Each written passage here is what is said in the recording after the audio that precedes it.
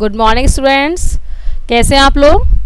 Class 9th का इस जो संचयन हम लोग पढ़ रहे हैं चैप्टर 1 गिल्लू महादेव वर्मा की कहानी, उसे हम कंटिन्यू करते हैं, नियमित करते हैं। चलिए हम लोग पढ़ते हैं।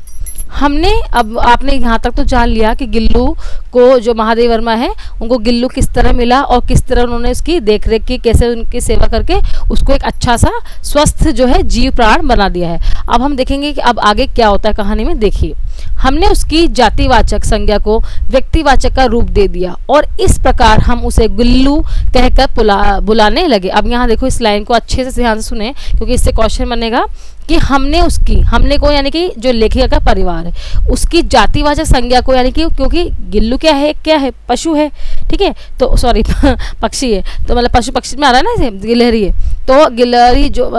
जातिवाचक यानी कि अपन जैसे उसे कहेंगे कि किस तरह का प्राणी है, तो वो जातिवाचक है और हमने उसका नाम देके गिल्लू नाम देके क्या हो गया, वो एक हमारे घर का प्राणी हो गया, सदस्य हो गया, इसलिए उसको व्यक्तिवाचक का रूप दे दिया। यानी वैसे अगर हम कहें जैसे पशु या पक्षी को किस में रखा जाता है संज्ञा के रूप में, तो एक जाति को रिप्रेजेंट करते हैं। लेकिन अपने पर्सनल किसी का नाम लेंगे, जैसे अपन कहेंगे कि शेर क्या है तो व्यक्तिवाचक संज्ञा होगा वो। उसी तरह अगर हम बोलेंगे गिलहरी तो वो क्या होगा, गिलहरी की जातिवाचक हो गया। लेकिन यहाँ पे गिल्लू को नाम दे दिया है तो गिलहरी जाति से ही वो, लेकिन उसको नाम दे दिया है तो इसलिए वो कैसे बन गया, वो व्यक्तिवाचक संज्ञा में व्यक्तिवाचक बन गया है। तो इसलिए यहाँ पे जो महादेव वर्मा जी ने कहा है कि हमने यानी कि जो गिल्लू को जातिवाचक संज्ञा को व्यक्तिवाचक का रूप दे दिया और इस प्रकार हम उसे गिल्लू कहकर बुलाने लगे। मैंने फूल रखने की एक हल्की डलिया में रुई बिछाकर उसे तार से खिड़की पर लटका दिया। एक जो फूल रखने की डलिया टोकरी होती है उस पर रुई बिछाई, क्योंकि बिल्कुल छोटा सा जीव था वो, और बिछाकर उस पर तारों से उसको बांधकर खिड़की पर लटका दिया। वहीं 2 वर्ष गिल्लू का घर रहा, यानी 2 साल तक जो है वो गिल्लू का घर रहा। कौन सा, लेखिका का घर। वह स्वयं हिलाकर अपने घर से झूलता, मतलब जो उसका टोकरी थी ना उसको खुद ही हिला के झूलता और अपनी कांच के मनकों से, यानी जो उसकी आंखें थी जो कैसी लगती थी, हीरे जैसी कांच की थी, बहुत चमकीली सी, तो उसकी जो कांच के मन को सी आंखों से कमरे के भीतर और खिड़की के बाहर न जाने क्या क्या देखता समझता रहता है। कि बस क्या करेगा, कमरे को देखेगा क्योंकि वहाँ पे उसको लटका रखा है, तो जो भी कमरे में चीज़ें हैं उसको देखता और समझने की कोशिश करता कि ये क्या चीज़ है। परंतु उसकी समझदारी और कार्यकलाप पर सबको आश्चर्य होता। अब जो उसकी समझदारी और जो क्रियाकलाप है, जो उसकी गतिविधियाँ हैं, जो उसकी एक्टिविटीज़ हैं जो देखकर उसके जो फैमिली मेम्बर्स है यानी कि लेखिका का परिवार वाले हैं वो उससे आश्चर्यचकित होते थे। अब हम देखेंगे, जब मैं लिखने बैठती तब अपनी ओर मेरा ध्यान आकर्षित करने की उसे इतनी तीव्र इच्छा होती थी कि उसने एक अच्छा उपाय खोज निकाला। यानी कि जब लेखिका क्या है, वो तो लेखिका है, एक साहित्यकार है, तो वो जब वो लिखने बैठती थी तो वो सोचता कि भाई जो, क्योंकि अब तो वो उसको अपनी जो लेखिका महादेव वर्मा है उसको ही अपनी माँ समझने लगा था, तो वो कहता कि तो अपने काम में व्यस्त हो रही, यानी कि लिख रही है तो अपना काम कर रही है और मेरे पे ध्यान नहीं दे रही, तो उनकी ओर अपनी ओर आकर्षित करने के लिए वो क्या करता था। अब देखो क्या उपाय खोजा उसने। वह मेरे पैर तक आकर सर से पर्दे पर चढ़ जाता है, यानी कि जैसे कि एक छोटा सा जीव फटाफट तेज, क्योंकि गिलहरी जो होता है ना वो बहुत तेज चलती है, तो वह मेरे पैर तक आकर सर से पर्दे पर चढ़ जाता और फिर उसी तेजी से उतरता, यानी चढ़ना ऊपर, यानी कि उसका ध्यान जो डाइवर्ट हो, यानी ध्यान दे, यानी कि जो लेखिका काम कर रही है अपना साहित्यिक रचनाएं रच रही है, तो वो करते करते और गिल्लू पर ध्यान दे कि वो बार बार पर्दे पर चढ़ रहा है और उतर रहा है। उसका ये दौड़ने का क्रम तब तक चलता रहता जब तक मैं उसे पकड़ने के लिए न उठती, यानी कि इस तरह जो बार बार जो गतिविधि कर रहा है, जो एक्टिविटी कर रहा है, सब पर्दे पे चढ़ना उतरना, वो जब तक कि उसको लेखिका पकड़ न ले तब तक वो ये कार्यक्रम करता रहता था। कभी मैं गिल्लू को पकड़कर एक लंबे लिफाफे में इस प्रकार रख देती थी कि उसके अगले 2 पंजों और सिर के अतिरिक्त सारा लघु घात, यानी कि छोटा जीव, छोटा शरीर लिफाफे के भीतर बंद रहता था। अब जब वो लेखिका भी अपना काम कर रही, उनका काम लिखने का है, तो वो डिस्टर्ब होती थी, तो क्या करती थी, वो एक बड़े से लिफाफे के अंदर उसके जो है उनको रख देती थी। किसको, गिल्लू को, जो अपने अगले 2 पंजों और सिर के अतिरिक्त सारा लघुकात, यानी कि पूरा शरीर उसके अंदर आ जाता था, इस लिफाफे के अंदर वो अंदर बैठ जाता था। कौन, गिल्लू लिफाफे के भीतर बंद रहता था। इस अद्भुत स्थिति में कभी कभी घंटों मेज पर दीवार के सहारे खड़ा रहकर वह अपनी चमकीली आंखों से मेरा कार्यकलाप देखा करता था, और जब उनको लिफाफे में बंद कर देती थी तो वो क्या करता था, घंटों तक जब तक लेखिका अपना काम कर रही है तब तक वो बस चुपचाप खड़ा रहकर यानी उस लिफाफे के अंदर जो है अपनी चमकीली आंखों से इस कार्यकलाप को देखता रहता था, किसको, जो लेखिका अपना साहित्यिक कार्य कर रही है।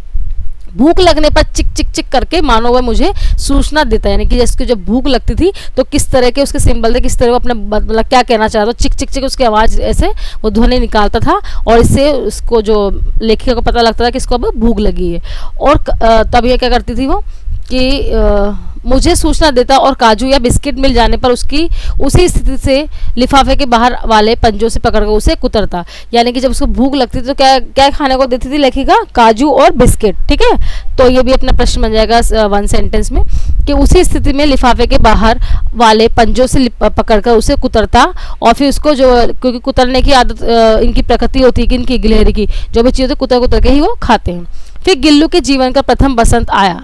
जब गिल्लू का जो जीवन उसका प्रथम बसंत आया, नीम चमेली की गंध मेरे होले होले यानी धीरे धीरे आने लगी, यानी नीम और चमेली की जो है गंध यानी कि उसकी सुगंध है जो मेरे कमरे में भी, जब बसंत की ऋतु होती है तो क्या होता है सारे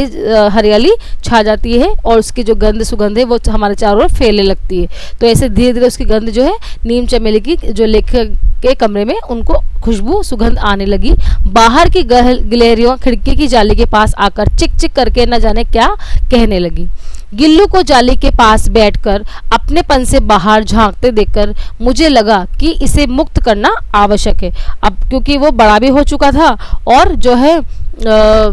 बड़ा भी हो चुका था वो, और अब उसको लगा जैसे कि जो उसके दूसरे साथी थे, यानी उसके साथी से मतलब उसकी जाति के जो लोग थे, यानी गिलहरी टाइप के जो लोग थे, और जो गिलहरियाँ खिड़की की जाली बस आकर और चिक चिक करके ना जाने के थे, क्योंकि उस जब दूसरी जो गिलहरियाँ देखती थी अन्य गिलहरियाँ कि भाई हमारी जाति का यानी कि एक और दूसरी गिलहरी जो अंदर कमरे में बंद है उन्हें ऐसा लगता था, तो इसलिए वो चिक चिक करके और खिड़की पर आकर ना जाने क्या क्या कहने लगती है, यानी कि ऐसा लगता है जैसे कि हमारा कोई साथी छूट गया है और उसको लेने के लिए वो जो दूसरी अन्य गिलहरियाँ हैं वो आई हैं, ऐसा लेखिका को लगता था। गिल्लू को अब यह देखो, अब जो इस बात से लेखिका को ऐसा लगा कि जो इसको मुक्त कर देना है कि इसको अब ये बड़ा भी हो गया है और समझदार भी हो गया है और अब इसको मुक्त कर देना चाहिए, इसको यह छोड़ देना चाहिए। मैंने कीले निकालकर जाली का एक कोना खोल दिया। अब जो उसमें जो जाली थी जो उसका उन्होंने एक कोना खोल दिया और इस मार्ग से गिल्लू ने बाहर जाने पर सचमुच ही मुक्ति की सांस ली। इतने छोटे जीव को घर में पले कुत्ते बिल्लियों से बचाना भी एक समस्या ही थी। तो इस तरह उन्होंने क्या करा, अब जब उनको लगा किसको महादेव वर्मा को कि अब ये थोड़ा बड़ा भी हो गया और जो इसके जाति के अन्य गिलहरियाँ बार बार खिड़की के पास जाली पे आती हैं और चिक चिक करके ना जाने क्या कहती है, क्योंकि उनको लगता है कि हमारी जाति का एक जो है सदस्य वो इस घर में है, उसको लेने के लिए वो आती होंगी। तब उनको लेखिका को लगा कि अब इसको मुक्त कर देना चाहिए, इसको अब आज़ाद कर देना चाहिए। तो उन्होंने कील की जो जाली निकाल कर और उसको खोल दिया। अब जैसे कि गिल्लू बाहर जाने में सचमुच मुक्ति की मतलब उसको ऐसा लगा, क्योंकि गिल्लू इतने दिनों से जो है उस कमरे में था और वो कमरा ही उसकी जो है जीवन था, उसका ही वही दुनिया थी उसकी, उसने वही देखा था। तो अब जैसे उसको बाहर निकाला तो उसने ऐसा लगा उनको कि इसे मुक्ति की सांस ली और उस इतने छोटे जीव को घर में पले कुत्ते बिल्लियों से बचाना भी एक समस्या थी, क्योंकि इतना छोटा गिले थे तो कुत्ते जो बिल्ली है वो भी उसको मतलब उसकी खाने का डर था, उसको मारने का डर था, इसलिए भी उनको बचाने की एक समस्या उनको किनको लेखिका को लगी। तो इस तरह हमने जाना कि अब यहाँ पर जब गिल्लू बड़ा हो गया तो उससे किस तरह की समस्याओं का सामना करा। तो okay, goodbye, thank you.